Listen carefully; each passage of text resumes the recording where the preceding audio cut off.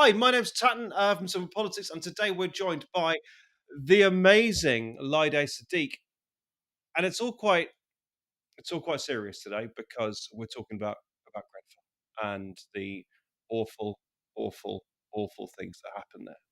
And there is a new Netflix documentary called Grenfell Uncovered, and this is Laide's film, and Laide's been is the director of it, and oh my goodness, so many questions, so much to talk about. I mean, the first thing though is we always need to start conversations about Grenfell with the victims, with the people that were there. And how did you find that balance of sensitivity, but also telling the story that needed to be told, telling the story that was there? I feel like that came from a form of transparency we had to have with the victims, the survivors, and the bereaved.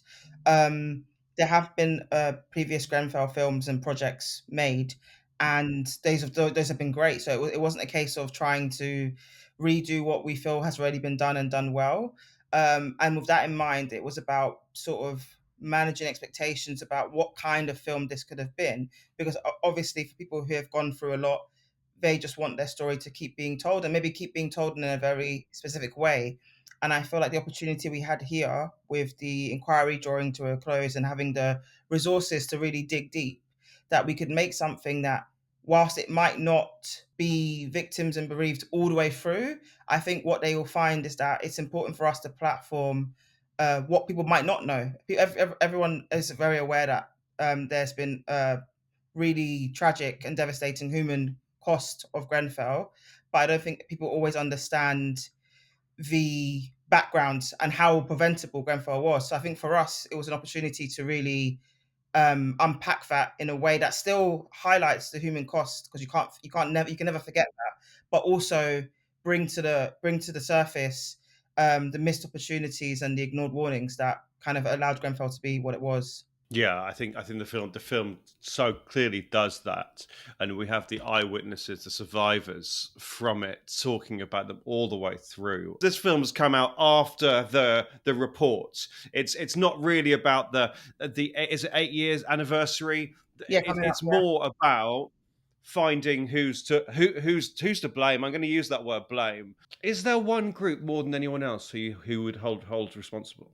As someone that's followed the Grenfell story for a very long time, I've never felt like it was something that one person's responsible or one group is responsible. That was just me as a someone who was always interested in the story, and then having the opportunity to then, direct a project about Grenfell. I don't think that's changed. I think what's so complicated about Grenfell is that there isn't just one person involved or one party involved or one institution involved with um, how it came to be. I think it's a multitude of things and it's a multitude of failures. I want to focus just for a bit on the politics side of things. You had an interview with Theresa May Yeah. on this, and I was quite surprised when she popped up, um, and she said that she did it wrong. What did she apologise for, or nearly apologise for? I think with Teresa, I think, having Teresa in the film, it gave her an opportunity to speak to the criticisms that were aimed at her when the fire happened, but in some way being part of a party that did have a big drive for deregulation, and where there could have been consequences of that. I think she felt like she had a responsibility as a senior politician to lend a voice to this. What I took from our interview and for our conversation beyond what was included in the documentary was that, she has reflected a lot on how she handled Grenfell as it happened and the aftermath. And I feel like, from what she said in the interview, that there's an acknowledgement of she could have gone about things differently, and she understands that with Grenfell, you're dealing with a group of people, as she said, who have been let down by authorities for years and years, and in a moment where they were losing everything, I think she felt like she also maybe contributed to letting them down. And I feel like that's what she was speaking to in her interview, but also acknowledging the government's role in how something like Grenfell came to be. Yeah, I think it was powerful having her there, and she was a rare voice of contrition. There weren't many people in your film saying, "Yeah, I messed up there. Yeah, I shouldn't have done that." Was it frustrating that all these companies wouldn't engage with you? To an extent, I guess you could say yeah. I think, but was I surprised? No. I think there's a nervousness around the criminal investigation. There's a nervousness and a guard up with Grenfell as a whole. Even people who I feel like maybe you would say haven't done anything wrong are still scared to speak about Grenfell. I think it's such a sensitive space.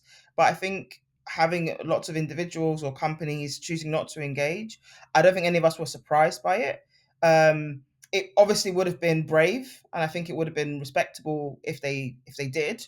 But I also understand that it's a space that they probably want to say as little as possible until the criminal investigation concludes. So all people would be willing to do is give, if at all, a right to reply statement, and some people didn't even do that. And then then back to politics. We get to Eric Pickles.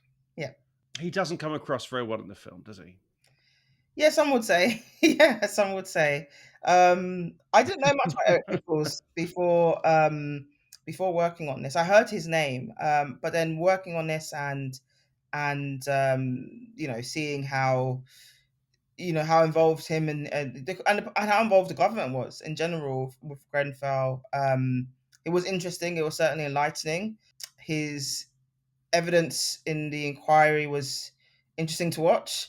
And I think, obviously, I have to acknowledge that he has apologized for how he engaged with Richard Millett. But yeah, he's certainly a character. I think having the footage of him, and I won't tell you, I won't say what he said now because it is incredible, and you have to watch the documentary to see this man in front of the Grenfell inquiry. He is dismissive. I'll leave it there. He's dismissive of the whole thing. Would you like to see a situation where MPs are more accountable for their actions? Yeah, I mean, as a whole, yeah, beyond Grenfell, I think as a resident in this country, I think in any country, you'd want, the people who you elect to look to sort of be across you as a citizen. You'd want them to be accountable to their actions or inactions, where within reason. I think if there's evidence of a wrongdoing, then they should be held accountable for that. I think that would be the case for any incident that happens in any country. And I think the government, the current government, where it comes to Grenfell and not just Grenfell, I think building regulation as a whole have obviously a lot of work to do. I know that the work has started and they're looking into various things. Yeah, I think how involved the government was and is in something like Grenfell or other incidents has been enlightening for us as a team to uncover. But I do think the current government, they're very aware, from what I understand, that there's changes that need to be made, and something like Grenfell shouldn't and cannot happen again. So I know that there's a lot of work being done to look into materials that are still on high-rise buildings and look at policies and stuff like that. And now, 8 years later, Yeah, there are still buildings, right? There are still buildings with identical cladding, yeah, yeah. and that's clearly got to change. What would you like to happen on the Grenfell site? It's quite controversial, isn't it? What should happen where that building is? Do you know what? That's something that comes up quite a lot. And as someone that didn't live there, I have a lot of familiarity with the young grandpa community. And I grew up, first sort of 12 years was in a very similar estate, very similar building. There's a lot of familiarity for me in the Grenfell community, but it's also not my community. I couldn't speak to what I'd want to happen, but I also know that it's very nuanced. I think I've spoken to so many people, and a lot of people want different things, and I think it's very complicated. But I do know that people don't want it to completely go. They want it to be some sort of memorial. I think there's a lot of work going into making that happen. I don't know if it will happen. I think that's a bigger decision that involves the government, involves councils, involves with various people. But I think but I appreciate and I've recognized that the idea of it coming down and being demolished is something that hurts a lot of people. So I think there's definitely a large number of people that would want it to become some sort of memorial to those who they lost. I want to finish with the voices that were on this documentary. There must be so many stories, so many victims ready to talk. How do you go about selecting a three or four, five different individual to tell their stories for this? Do you know what? There isn't a lot of people that want to speak. I find that it comes in waves sometimes, not just with something like Grenfell. I've worked on lots of stuff with people who have gone through trauma and gone through some, harrowing things, and sometimes they really want to speak, and sometimes they don't want to speak, and it depends on the time you ask them and the time you catch them. I think with Grenfell, what I didn't want to do was kind of overcommit. I think it's really dangerous territory and irresponsible to try and almost speak to too many people and promise too many people a platform to speak on their trauma, because it's not feasible, it's not realistic. No documentary has a space to have unlimited amounts of contributors, but I think with Grenfell, it was recognizing that there were voices that maybe me, as someone who's been invested in the story, hadn't heard from as much, that I would wanted to give a voice to. And one of those is the voice of the youth, which is why one of our contributors is very young, I feel like that people wouldn't understand this perspective of a young person experiencing a fire like that. And I think that puts so much into perspective in the most digestible way, that this is the account of someone who's a child when this happened, and this is how this child experienced it. In a similar way to those who were disabled, for some of the people that are the most vulnerable, who really should have been looked after in a particular way, when Grenfell happened, were not. And I think those are the kind of stories that I felt like probably we could try and look for, or try and platform in a way that hasn't been done before, because a lot of people have told their story. We're not the first documentary, and I don't think we'll be the last one.